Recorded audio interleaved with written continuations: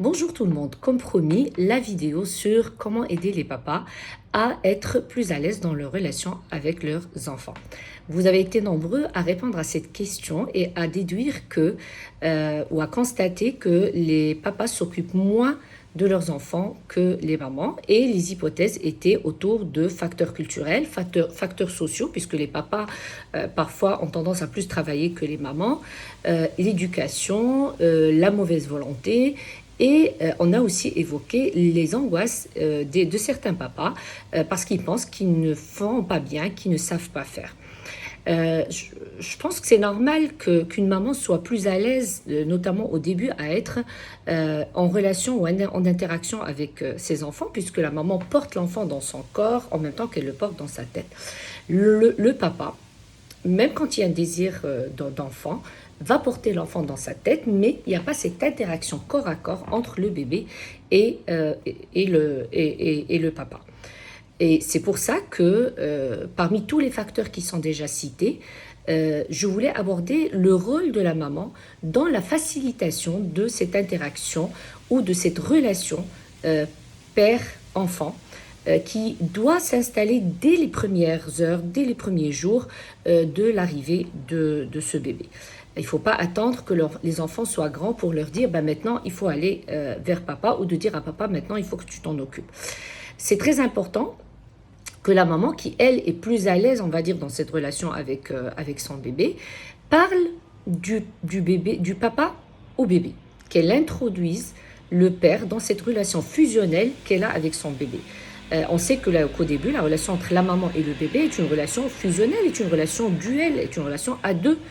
Et que papa, parfois, a du mal à trouver sa place. Et en tous les cas, si on ne l'incite pas, peut-être qu'il va se mettre à l'écart en se disant « Mais moi, je ne peux pas le porter, je ne sais pas comment faire. C'est les mamans qui s'occupent de ça. Donc, voilà, je me mets à l'écart quand il va grandir en verra. » Donc, les mamans s'installent elles-mêmes dans cette relation. Elles trouvent du plaisir, justement, à être dans cette relation avec leur bébé, dans leur petit cocon à deux. Et oublient que pour que ce lien se mette en place, il faut que cette maman parle du papa au bébé, lui présente, dise quelle est la place du papa dans la famille, dans le couple. Et quand le papa il rentre, la maman devrait créer des moments positifs entre le bébé et le papa. Vous imaginez que si maman, à chaque fois que le papa rentre, est en train de se plaindre qu'il n'a pas laissé dormir, que c'était difficile, les papas prennent encore plus de distance, s'éloignent encore plus et se disent si maman n'y arrive pas, nous aussi on n'y arrivera pas. Et au fur et à mesure que l'enfant grandit, c'est important, encore une fois, que les mamans, et j'insiste sur le rôle des mamans parce que c'est le facteur sur lequel on peut agir. Et c'est le premier interlocuteur de l'enfant et du papa. C'est très important que la maman renvoie l'enfant vers le papa, qu'elle ne soit pas justement le mur entre les deux, qu'elle ne soit pas l'intermédiaire entre les deux, qu'elle renvoie l'enfant vers son papa à chaque fois qu'il y a besoin. S'il y a besoin d'un avis, s'il vient demander quelque chose, la maman ne doit pas se suffire à elle-même dans cette relation avec son enfant. Souvent les mamans le font, soit parce que c'est pratique, soit parce que les papas sont absents, mais c'est important que même quand les papas travaillent ou que la maman est à la maison, que le soir, la mère puisse raconter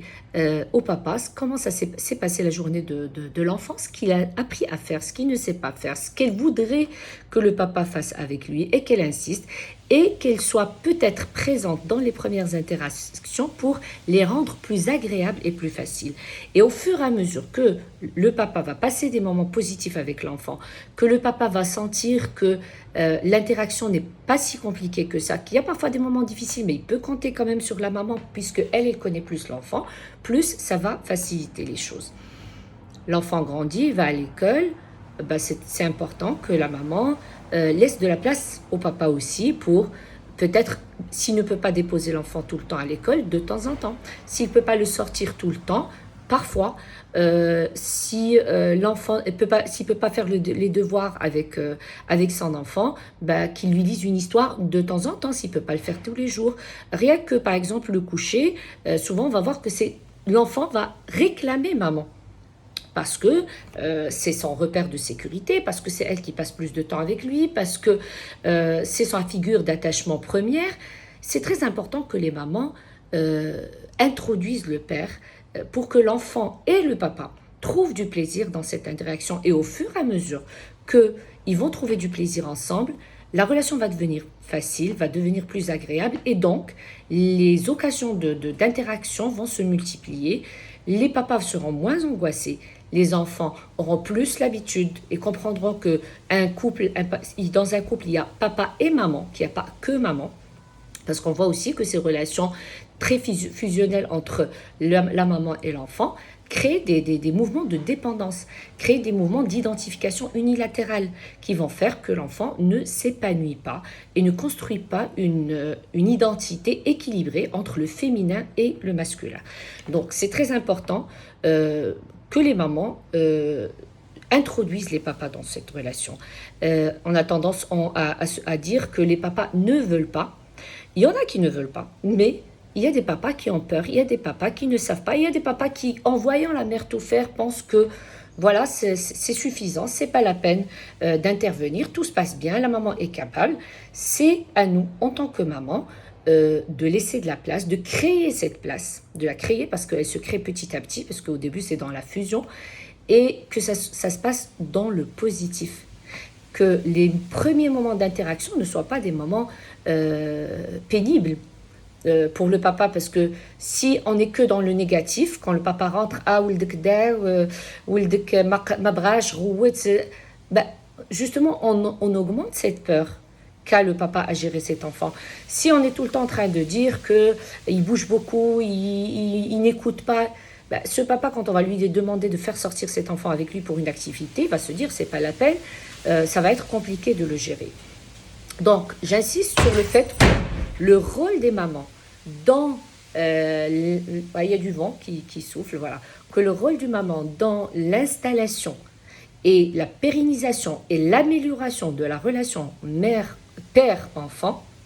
est très très très important. Donc effectivement, il y a le facteur culturel, il y a l'éducation, il y a les facteurs sociaux,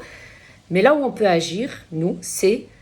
notre rôle à nous en tant que maman, en tant que première figure d'attachement de l'enfant, en tant que premier interlocuteur de l'enfant dans la facilitation de cette relation, et j'espère que ces informations vous seront utiles.